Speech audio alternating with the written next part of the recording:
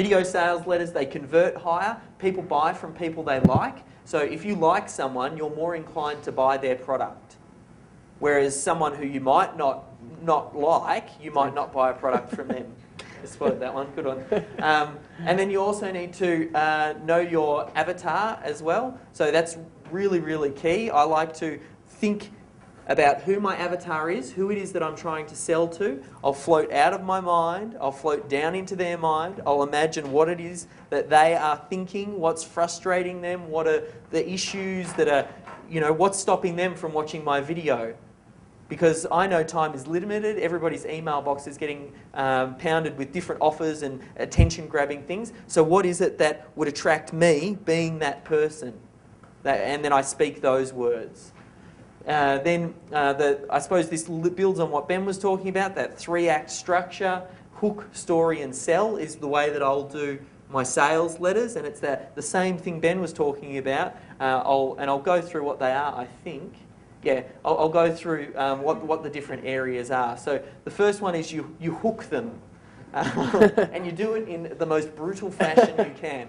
So you need to hook them and break their pattern. As I said, everybody's in their normal 9 to 5, so you need to do something that immediately breaks them out of their daily pattern. And a lot of people started to do this with video for a little while, where they do car casts and things like that, because people weren't familiar with that type of recording, or they might have different things. And as things get more familiar, you then need to be an innovator and come up with new ways to break the pattern, because people get familiar with that style and then you need to find something else. So you have to start off by finding something that hooks them and gets them right at the start of your sales letter or your video sales letter. I don't open with, "Hi, I'm David Jenyns," because what does that mean to the avatar? The avatar doesn't care who I am. I start with, "Are you having problems with hair loss? I have a solution." Or whatever the point is. Ouch. So, tough crowd. It's that first comment, that first statement needs to be just like a headline, and it needs to be bold and out there. I open strong, because that's how you hook them and you get them to draw in and listen to what it is that you've got to say. Someone's got that thing in their mind, that radio station running all the time that you've all heard of, WIIFM, what's in it for me? Is that right? WIIFM, yeah. What's in it for me? That's running through their head. So at any point in time, they're listening to this station and they're asking themselves, whatever they're looking for or looking at, what's in it for me? So you need to make sure that you tell them right up front what's in it for them for listening. And I like to either do this by 2 ways. I'll start off by saying, you're about to discover, and then have whatever the biggest benefit is that I'm going to try and get across in that video. You're about to discover the 7 steps I use to get my website to the top of the search engines overnight.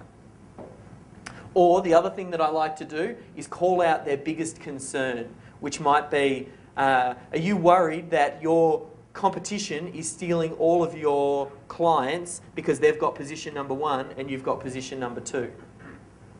You might have a better product or service, but they're going to your competitor because they're number 1 and people click on number 1. So there's the 2 ways that I like to hook. There's plenty of different ways to hook, and we're going to go through some of the different ways to make videos. There's no right or wrong as long as you adhere to the fundamentals Ben was talking about. Then in that first area, so I hook them, then I like to tell them a story. So I like to explain the situation. So I'll say, help them to understand that I know their pain, and I want them to know and feel that I understand their pain as well, if not better than them. I can articulate it better. I want them to listen to it and sit there and go, he understands me. And that's the goal of telling that story. And that's why I like to have a little story in there, and then I can sort of start to embed in things. I'll think about what are those objections, or what are those things that are going on in their mind, and then I'll try and layer those into the story. Then you also use stories to magnify the feelings as well. So you want to, as you tell this story, you make it get more and more full on. Because your website is not ranking number 1, the clients are going over to your competitors. That means that you're not getting the sales. That means that your business is making less money, that means you can't afford to pay for your son's education. He's going to turn out as a bum living in a gutter, and it's your fault. So buy the product. Sorry, could you just go back?